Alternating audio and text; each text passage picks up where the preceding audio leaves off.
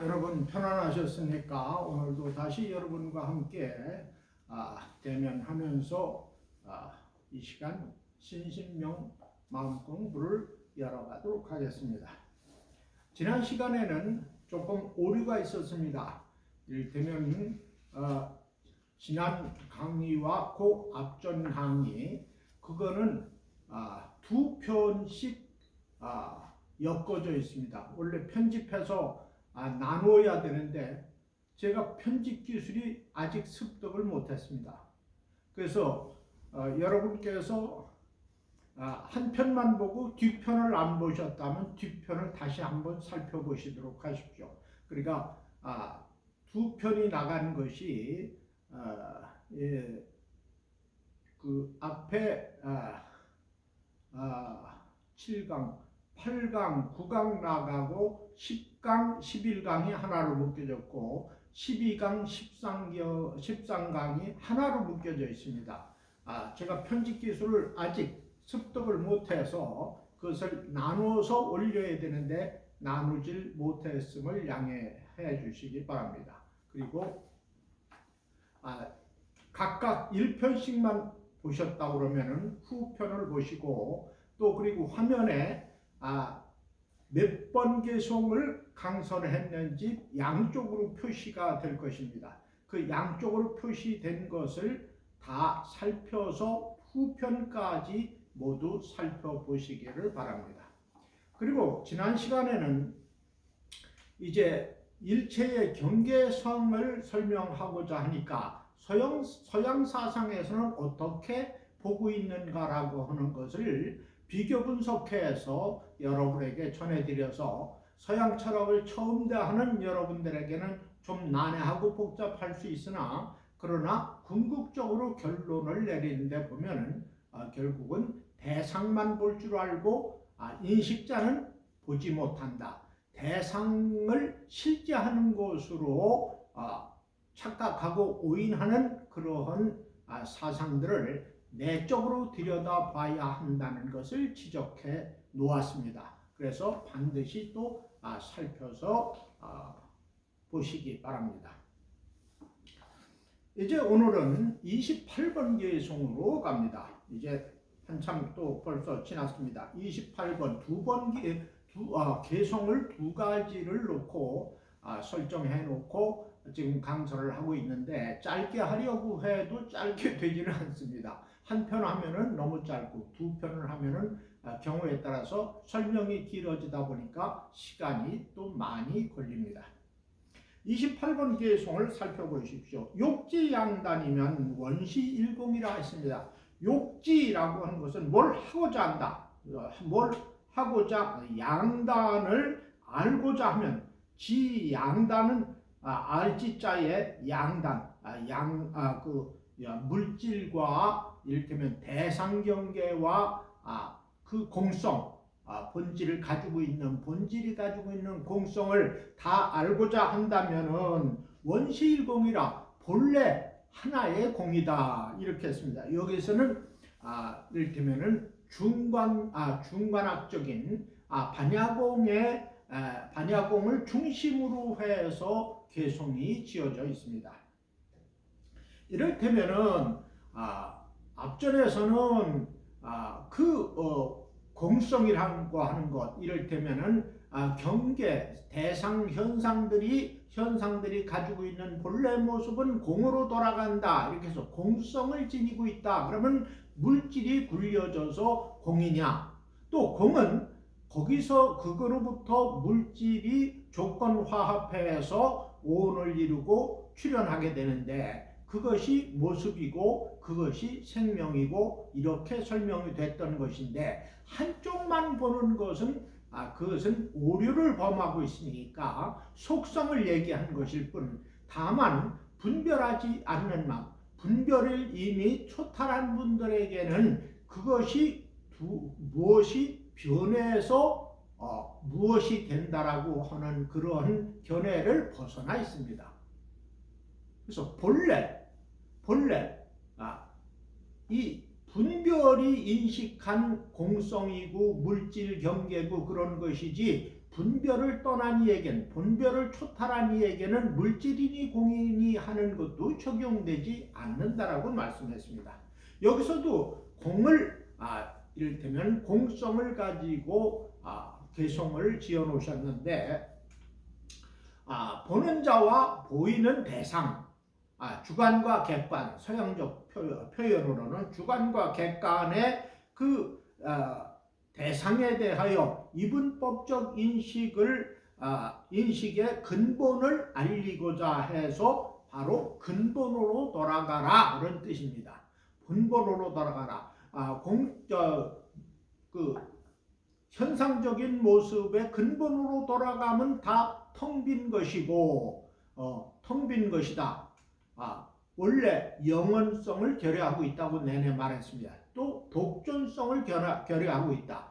그것은 홀로 아무것도 의지하지 않고 존재할 수가 없다, 이런 얘기죠. 그래서 지수합풍 4대가 화합해서 일시적인 화합을 해서 모습을 나타내는 것이기 때문에 그것은 영원성을 가지고 있는 것이 아니라 서로 상이상자하고 있다. 서로 의지하고 있는 것이다. 의지하고 있기 때문에 사실은 동일성을 가지고 있는 것이지 숫자로 나눠볼 수 있는 것이 아니다, 이 말이죠. 그렇게 보면은 그런 안목을 체득하게 되면은 물질이니 공이니 하는 그런 분별에서 초탈하기 때문에 물질과 공으로 나누어 보는 것도 끊어졌다, 이런 얘기입니다.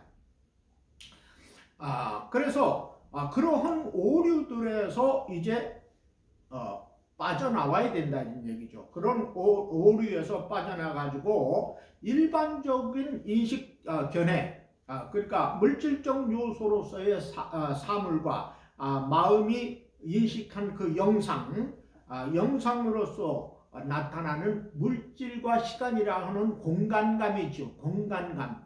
그런 그 공간감의 감성적 인식, 물질적 인식과 그런 감성적인 인식조차도 오직 마음이 그려낸 것이다. 마음의 그림자다. 이렇게 알고 계시면 아주 정확하게 여러분이 바른 눈으로 관찰하실 수 있습니다.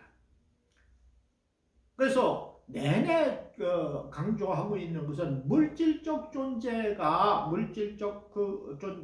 독존적으로 존립할 수가 없다라고 하는 것, 이것을 서로 의지하고 있다라는 것을 내내 말씀드렸고, 그래도 또 한 말 또 하고 또 한 말 하고 그러는 것은 이것이 거듭함으로 인해서 여러분께서 쉽게 이해하고 인식하면서 다음 개성으로 넘어갈 수 있기 때문에 계속적으로 설명을 드리는 것입니다. 그래서 원시일공이다. 본래 텅 빈 것이다. 본래 실제하는 것이 아니다. 실제하는 것이 아니다. 서양 철학에서는 대상 경계를 현상계를 실제하는 것으로 실존적 존재로서를 인정하고 있습니다. 그것을 문제점을 앞에서 서양 철학 얘기하면서 설명을 드렸죠. 그것은 뭐냐면은 결국은 마음이 그려낸 것을 마음은 보지 않고, 그러니까 인식자는 보지 않고 인식 대상만 보고 그 실제와 실체를 인정하려는 그러한 사상들은 매우 오류가 큰 것이다. 보는 자는 보지 않고 보는 자는 탐구하지 않는 그런 오류를 발생시키고 있다라고 말씀드렸습니다. 그래서 만물의 실체를 근본을 들여다보는 관찰력, 이것을 묘관찰지라고 합니다. 묘관찰지. 그 묘한 이치를 들여다볼 줄 아는 지혜, 묘관찰지. 이건 유식에서 나오는 얘기인데, 묘관찰지. 이 공부하는 분들이 들여다보는 세계는 뭐냐면, 처음에는 성소작질이라고 해서 인연법의 그 관계를 들여다보고, 그 다음에 이제 그것을 보면은 차차 이제 묘관찰지, 그 진리의 묘법, 그것을 관찰하는 지혜를 갖고, 그 다음에 이제 그 평등성지라고 해서 불의의 모습, 그러니까 우주가 둘 아닌 하나라. 그러니까 하나도 또 세울 것이 없다. 그러는 불의를 체득하는 평등성지. 그리고 그 마음이라는 청정한 자리를 체득하는 것, 확철대오하는 것. 이것을 뭐냐면은 대원경지라고 합니다. 대원경의 지혜. 그래서 네 가지 사지라고 하는 그런 과정을 체득하게 되는데, 지금은 여러분들께서 이것은 묘관찰지에 해당이 된다. 그리고 나아가서 이제 불의문에 들어가는 평등성지로 이제 그 수행력이 높아진다. 지혜가 그러니까 도가 높아진다. 지혜 안목이 넓어진다. 이렇게 보시면은 여러분 공부할 맛이 날 것입니다. 자, 이제 29번 개송을 계속해서 하도록 하겠습니다. 일공이 동량하야 제한만상이라. 일공이라고 하는 것은 공이라고 하는 것, 공이라고 하는 것은 동량하여, 하나의 공이라고 하는 것은 둘과 같다. 하나의 공이라고 하는 것은 물질과 그 공과 이것이 같은 이치이다. 같은 것이다. 이게 나누어진 것이 아니다. 제한만상이라고 해서 따라서 말하게 제함이란 것은 다 포함됐다라는 얘기고, 만상, 만가지, 그 한량없는 모양, 모양을 갖춘 형상들, 그런 것이, 그것이 허공일지라도 앞에서 강설했듯이 그 허공이라는 그림, 영상이 있다고 그러면 그것도 물질과 다름없이 본다라고 했죠. 유식에서 얘기합니다. 그러면은 그렇다고 그러면은 공과 형상, 그러니까 물질과 공을 가지고 볼 때 이것이 그 전부 만상이 동일한 것이다. 동일한 것이다. 평등해서 동일한 것이다. 그것은 마음이 분별해내서 형상을 형상으로 들어오는 영상을 보고 거기다 이름을 붙여서, 당체등명이라고 그랬죠. 이름을 붙여서 그래서 서로 의사를 소통하기 위한 방편으로 지어낸 형상과 이름들이다. 이렇게 말씀드렸습니다. 그래서 근원은 텅 빈 것 같고, 그리고 만상도 이것으로부터 둘이 아니고 이것으로부터 쫓아 있고 이것으로부터 멸한다.